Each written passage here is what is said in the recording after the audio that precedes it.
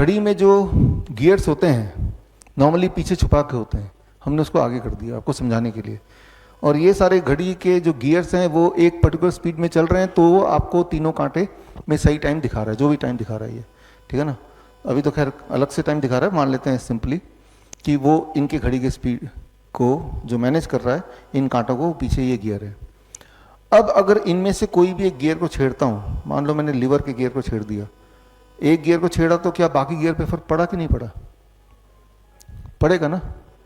छोटे वाले को भी छेड़ूंगा तब भी सबको फर्क पड़ेगा, बड़े वाले को छेड़ूंगा तब भी अल्टीमेटली सभी को फर्क पड़ेगा। जब सबको फर्क पड़ेगा तो टाइम इधर उधर हो जाएगा, है ना। तो टाइम को डिस्टर्ब करने के लिए सारे गियर को छेड़ने की जरूरत नहीं, किसी एक को भी छेड़ेंगे तो भी आपका टाइम गड़बड़ हो जाएगा, है ना।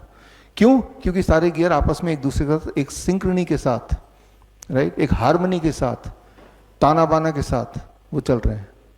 ठीक इसी प्रकार हमारे बॉडी में अलग अलग ऑर्गन्स हैं, जैसे यहाँ पे इसको हार्ट बोल रहा हूँ मैं, इसको पेनक्रियास बोल रहा हूँ, ये ब्रेन है, लेकिन ये आपस में भी एक दूसरे से कनेक्टेड है। ठीक उसी प्रकार हमारे बॉडी में भी हार्ट है, ब्रेन है, किडनी है, सब आपस में एक दूसरे से कनेक्टेड है। और जब ये जो आपस का जो ताना बाना है, इसे बोलते हैं circadian clock of the body, right. इस सर्केडियन क्लॉक को अगर आपने छेड़ा तो आप में बीमारी आ जाती है, सिंपल।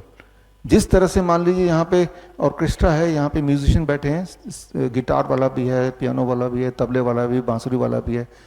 अब जब वो बजा रहे हैं आपस में एक दूसरे के तालमेल के साथ बजा रहे हैं, तो जो आपको सुनाई दे रहा है उसे हम बोलेंगे म्यूजिक।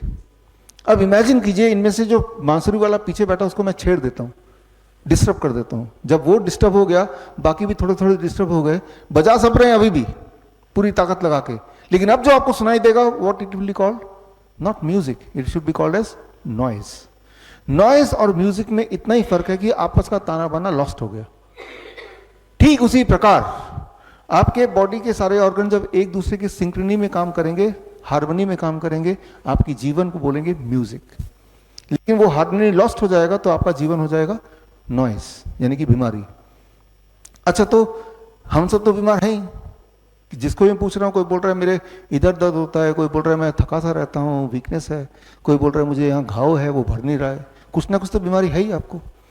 इस बीमारी को ठीक अगर करना है तो इन ऑर्गन्स के आपस के ताने बाने को तो सबसे पहले ठीक करना होगा। Time as medicine. कैसे ठीक करेंगे? बहुत ही सिंपल है।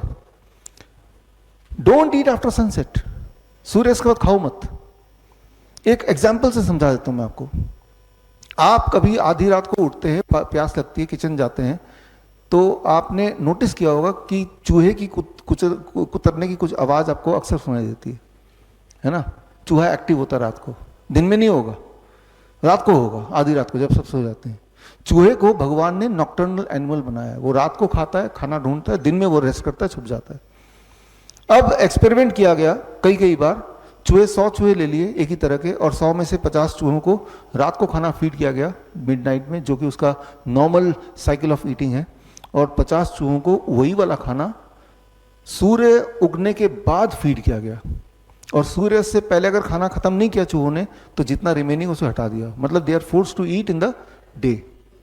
ये देखा गया एक ही महीने के अंदर जिन चूहों को सुबह खाना मिला, सेमी खाना, वो चूहे, उनका ब्लड शुगर बढ़ गया, उनका ब्लड प्रेशर बढ़ गया, वो मोटे होने लगे, कमज़ोर होने लगे, लिथार्जिक होने लगे, और कुछ चूहे का धीरे धीरे देख रहे डिटोरेट होते जा रहे उनकी, और उनकी कुछ चूहों की मौत भी हो गई। तो सिर्फ एक ही बात की, टाइम ऑफ ईटिंग को चेंज कर दिया। खाना सेम है, और जो चूहे बीमार पड़ गए 1 महीने के बाद लेकिन जिंदा है, उन चूहों का टाइम ऑफ ईटिंग दोबारा से पहले वाला कर दिया जो ओरिजिनल था, यानी कि मिडनाइट। अब देखा कि 1 हफ्ते के अंदर दे कुड रिवाइव। जितना टाइम लगा बीमार करने में, उसका बहुत फ्रैक्शन ऑफ टाइम में वो रिवाइव भी हो रहे हैं। तो यहाँ ये जब एक्सपेरिमेंट दुनिया भर में रिपीट करते गए, इस बुक में ये सारे एक्सपेरिमेंट मिलेंगे, ये बुक आपको मिलेगा भी, इसका ई बुक आप यहाँ से देख सकते हैं, सारे एविडेंस आपको मिल जाएंगे bishrup.com/ebook में जाके डाउनलोड कर सकते हैं, फ्री डाउनलोड है, बुक वैसे ही मिलेगी आपको। तो जब ये एक्सपेरिमेंट बार बार किया तो एक बात समझ आई कि हर एनिमल का एक निर्धारित टाइम ऑफ ईटिंग है। उस ब्रैकेट के बाहर अगर खाएंगे तो ये जो आपस का जो बॉडी क्लॉक है, कनेक्शन है, वो बिगड़ जाएगा, एंड उससे कैंसर होता है, हार्ट डिजीज होता है, बीमारियां सारी होने लगती हैं। उसको दोबारा ठीक कर दो, बीमारियां गायब होने लगती हैं। Very very simple science. इसे कहते हैं circadian clock of the body.